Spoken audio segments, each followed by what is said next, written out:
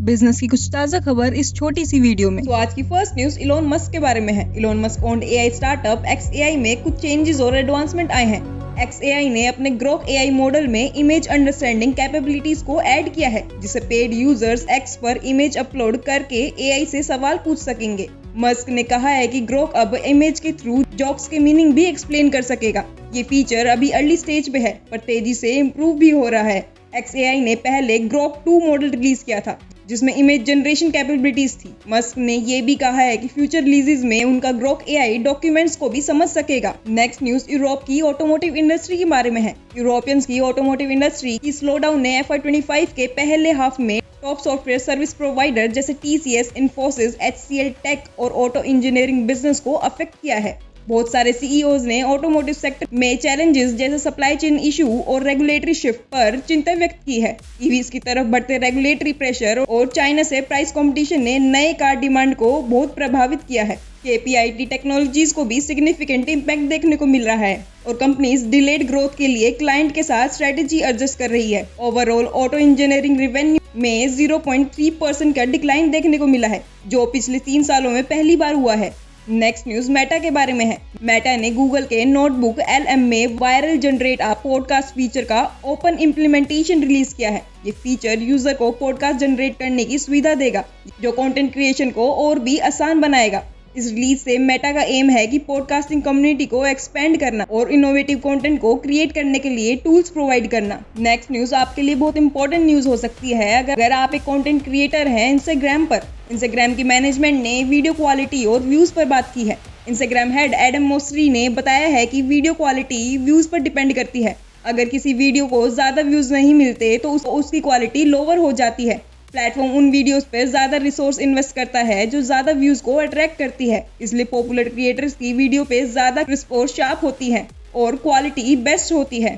साथ में एडम ने ये भी कहा है कि क्वालिटी मैटर नहीं करती, यूजर कंटेंट पर इंटरैक्ट करते हैं, ना कि सिर्फ क्वालिटी पर। नेक्स्ट न्यूज अलीबाबा के बारे में है।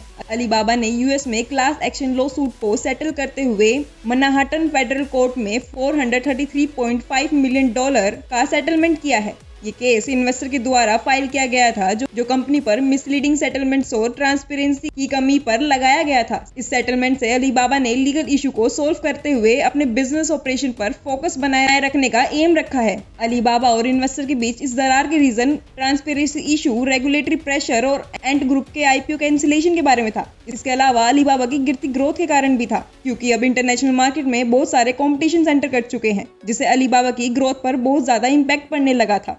और साथ ही अलीबाबा में चाइनीज गवर्नमेंट का इंटरफेरेंस। इन्हीं कुछ कारण की वजह से अलीबाबा और इन्वेस्टर के बीच लीगल इशू हुए। नेक्स्ट न्यूज स्टार्टअप उड़ान के बारे में है, जो कि एक B2B ई-कॉमर्स यूनिकॉर्न है। तो उड़ान ने 300 करोड़ का डेट फंडिंग क्लोज किया है। इन्वेस्टर में Lighthouse Canton, Stride ventures, Innoven capital और टेरिफेटा कैपिटल शामिल है। ये फंड उड़ान के माइक्रो मार्केट स्ट्रेटेजी को एक्सपेंड करने में हेल्प करेगा, सप्लाई चेन स्ट्रीमलाइन करने और नए माइक्रो फुलफिलमेंट सेंटर खोलने में मदद करेगा। उड़ान का फोकस है कि किराना स्टोर्स और स्मॉल बिजनेस के लिए प्रेफर्ड पार्टनर बनाने पर है। जिन लोगों को उड़ान के बारे में नहीं पता, तो मैं उनको बता दूं, उड़ान एक B2B ई-कॉमर्स प्लेटफॉर्म है, जो इंडिया में किराना स्टोर्स, रिटेलर्स और होलसेलर और मैन्युफैक्चरर को डायरेक्ट सप्लायर से कनेक्ट करता है।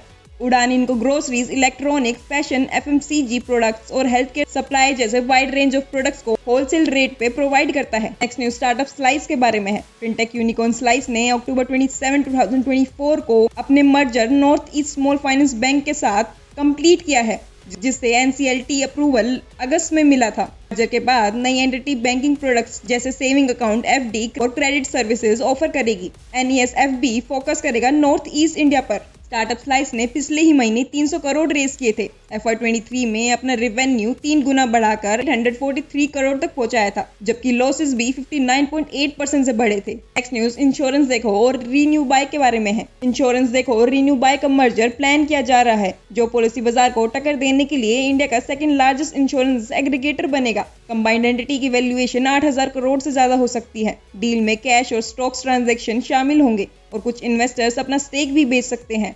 मर्जर के बाद IPO की तैयारी और फंड रेज का प्लान बनाया जा रहा है। ये कार देखो के आईपीओ पाथ को भी स्ट्रीमलाइन कर सकता है। नेक्स्ट न्यूज फ्लिपकार्ट के बारे में है। फ्लिपकार्ट इंडिया प्राइवेट लिमिटेड का रेवेन्यू FY24 में 26.4% से बढ़कर 70,542 करोड़ तक पहुंच गया है और लॉसेस में 13.2% की कमी देखी गई है। फर्म ने टोटल इनकम 70,844 करोड़ रिपोर्ट किया है, जिसमें 302 करोड़ नॉन ऑपरेटिंग एक्टिविटीज से आया है।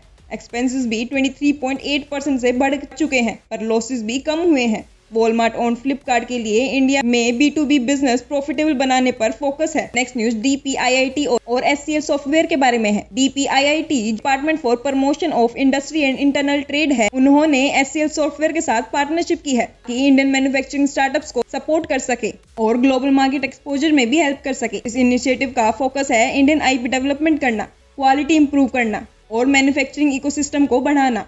इन दोनों की पार्टनरशिप इंडियन स्टार्टअप्स को ग्लोबल स्टैंडर्ड तक पहुंचाने में मदद करेगी, ताकि इंडिया में एक मेजर प्रोडक्शन हब बन सके। नेक्स्ट न्यूज यूनियन कैबिनेट के बारे में है। यूनियन कैबिनेट ने 1000 करोड़ का वेंचर कैपिटल फंड को अप्रूव किया है, जो कि स्पेस स्टार्टअप्स को सपोर्ट करने के लिए है।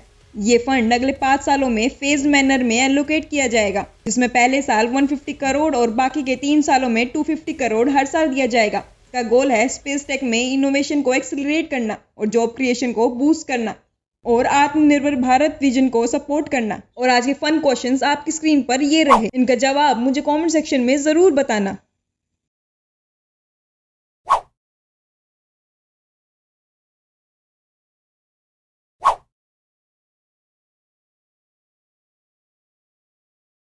धन्यवाद।